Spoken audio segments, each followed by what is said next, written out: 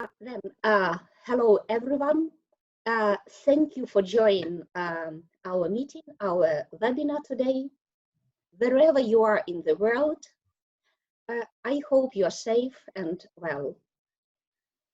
As we all navigate through the coronavirus 19 crisis, it's important to stay nourished, not only in our stomach, but also in mind and in hearts.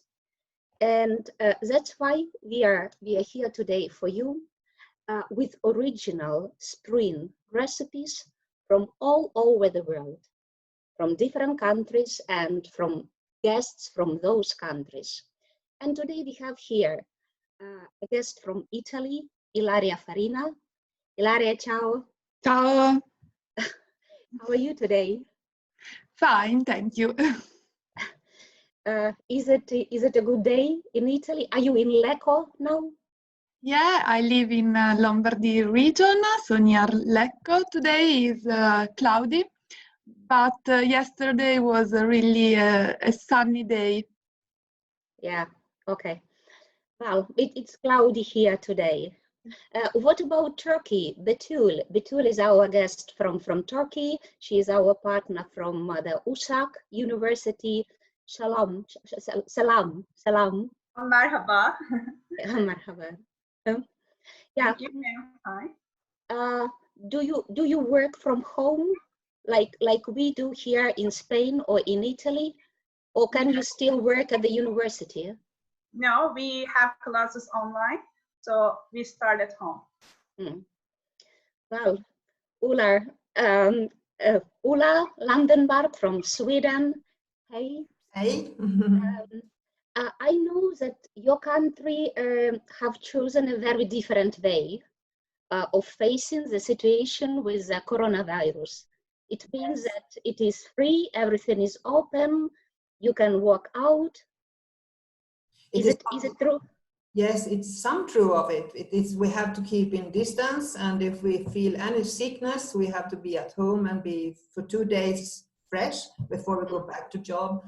And we have to use our minds to not, and our hearts to not go outside and get any other person's bad. So yes, we have rather free here, and it's feel good, but people, yes, it's okay. I wish we were free as well, but again, we are at home, we are with our families, or we are just with ourselves. And definitely what we still can do, that is things what we like doing. And cooking, that is one of the activities that the majority of us really enjoy. And that is what we are going to talk today about. Then, easy recipes from all over the world in an easy English. Let's start. And the first recipe is from Italy, and Ilaria will tell us about a traditional meal, Italian meal. Ilaria.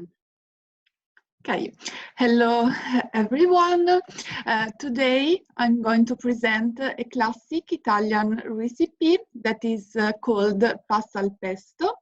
It's a dish coming from Liguria, which is a region of northwestern Italy, near the Mediterranean Sea. In dialect, pesto means to crush, because it refers to the original method of preparation. In fact, all the ingredients are crushed together in a mortar. But now I'm going to present a easier version, so we can prepare this recipe using your food processor instead of the mortar. So we can start collecting all the ingredients. We can start with 50 grams of fresh basil, then 5 grams of pine nuts, 100 grams of Parmesan cheese that I think you can find everywhere, and then 100 milliliter of extra virgin olive oil. And if you like, you can add 1 garlic clove, but if you don't like, don't use it. And then, of course, salt. These proportions are for 600 grams of pasta, but of course you can modify them as you prefer. So once you have collected all the ingredients, you can combine all of them except oil and salt in a food processor. So the first image. So put everything together and then blend. After that, you can add olive oil and salt and blend again until the sauce looks smooth, the second image. And your pesto sauce is ready. So it's very, very, very easy. Then cook the pasta. So bring 6 quarts of water to a boil and add 2-3 tablespoons of salt. Cook the pasta in the boiling water until almost al dente. Al dente means that the pasta is cooked but not soft. And then drain. Then you can add the pasta to the pesto, and that's it. So it's really very easy, and you can store the extra pesto in a container for 3 days in the fridge or for a month in the freezer. So it's easy. It's really easy. Thank you, Ilaria. And actually, my question was about al dente, because that is what is we usually discuss when we cook pasta in my family. Some of us prefer al dente, but the rest prefer very well cooked. Then usually in Italy, you cook it in this way, al dente. Al dente. Al dente is for me, is the best way to heat pasta, and because it's more hard and a little bit crunchy. Yeah. That is when we go to Italy, we say, okay, and now pasta, pizza, pasta. that is how we imagine Italy. I hope we will have a chance even this year to come to your place, to Lecco or to Italy, and to try pasta. I hope so. If you can come, you can try this recipe at home. Okay, perfect. Thank you very much. You're welcome. Betul, I don't know how often you cook pasta at home, and I think that is not the recipe you are going to tell us about. And what I see here on the photo is a very yummy recipe. What is it about? Yes, it is yummy actually, and it is like vegetable pancakes. And I chose this because I think everybody likes pancakes. So this is a kind of food we really like in Turkey because it is super soft inside and it's very crunchy outside. So we generally cook this in spring and summer seasons when the herbs are really fresh. It's better when the herbs are fresh. So let's start how to make it, and you can see the ingredients. Yes, we need 3 zucchinis, 1 carrot, 1 potato, 2 eggs, some parsley, 3 and 4 spring onions, some fresh dill, 2 or 3 tablespoons fresh mint, and the seasonings are salt, black pepper, if you like dry chili, 3 or 4 tablespoons flour, and some oil for frying. And we can see the other page, the next page. Yes. First of all, we need to make all the ingredients ready for recipe. To make them ready, start grating the zucchini and squeeze its water. You know, a big part of zucchini is water, and we need to squeeze it because if you don't do this, our mixture will be so watery and it can't stay together when you cook it. And then grate the potato and carrot as well. Lastly, chop the parsley, onion, dill, and mint into small pieces, but really small pieces. Okay, now we are ready for the other stages. And yes, so we can start with putting all of them in a large bowl. Then, as you can see in the second picture, we will add the seasonings and egg. In the third stage, we will put the flour, and then we will mix it. It is going to be like a cake dough, but it is a little bit watery. It's okay, don't worry. And then your mixture is ready. Put some oil into the pan, and then take a 1 tablespoon of mixtures and put it into the pan. Just try to press to the cakes because to make them more flat, it's better to cook them. And then when you get this golden brown color, it's ready to eat. We generally serve it with yogurt if you like it. It's better and you can have it. I hope you like the recipe.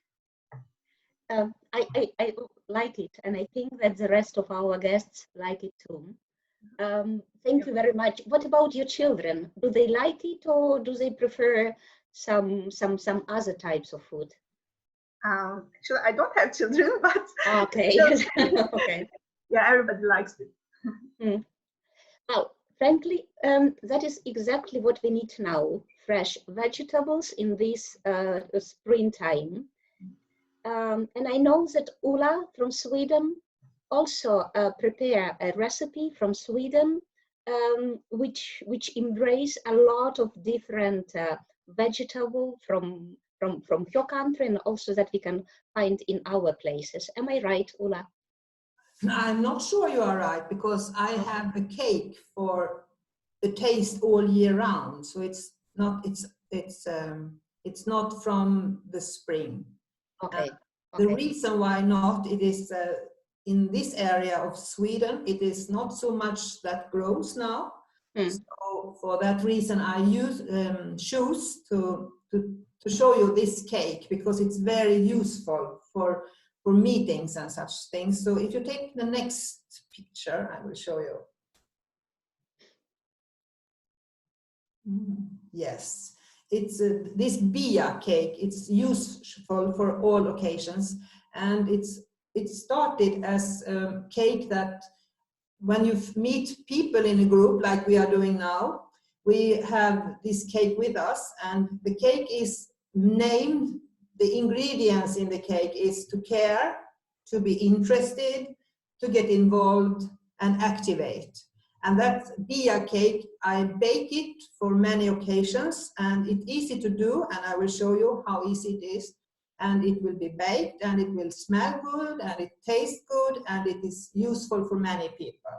So after this pasta and this zucchini fritters, it will be great with this cake also. So to do this cake, you need to have a mix 4 deciliter of wheat flour, and with sugar and baking powder and cardamom, and blend it with 75 grams of room temperate butter and 2 deciliters sour milk in a tin. I must ask you about sour milk. In Sweden we call it filmjölk. Do you know what sour milk is in your country? I do. I am not sure, but it is best. This cake is best if you use sour milk in it, because it will taste very good.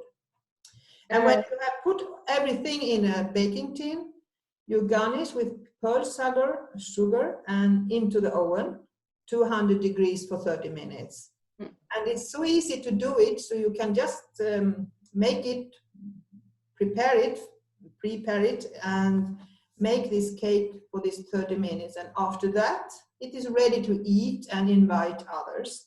And when I bake this cake here in Sweden, I try to use organic products because I'm keen on the environment and for future. So if it's possible, use ecological things. Yeah. Thank you. Very, very good and very easy recipe. And I also put this like a reflection. When you ask me to make a spring dishes, I think about asparagus, but it don't grow here in north of Sweden. As you can see on this map, I'm from Östersund in the blue area. And it also means that in this area we don't have so much, now it's still snow here. And these European growth zones, it seems that you can see that in Spain and Italy you have other things will grow in your area at these times. So it was just a reflection to this meeting. Yeah, I think now here in Spain, in Italy, and perhaps even in Turkey, we have a lot of different things grown here that we can use in the kitchen. I mean, cooking the dishes. And the people from the north countries have to be creative using what they have now, and that was the recipe of your cake. Yes. Yeah, thank you very much. Thank you very much, Ulla. Can you repeat the name of your meals? The first one was Ilaria from Italy, and the dish she presented was? Pasta al pesto. Okay, pasta al pesto. Yeah, and pasta should be eaten al dente, no? The pasta should be cooked, boiled al dente, okay. Then the second one, was a presentation of Betul, and Betul told us about Mücver. this one, okay. Yeah, hard to pronounce, but mücver. Okay, perfect. And that was the zucchini courgette recipe. And the third one was a presentation of Ulla, and she explained to us how to cook a beer cake. Then these are 3 recipes from today's. Our guests are here now, and if someone here has any question, that is a time to ask them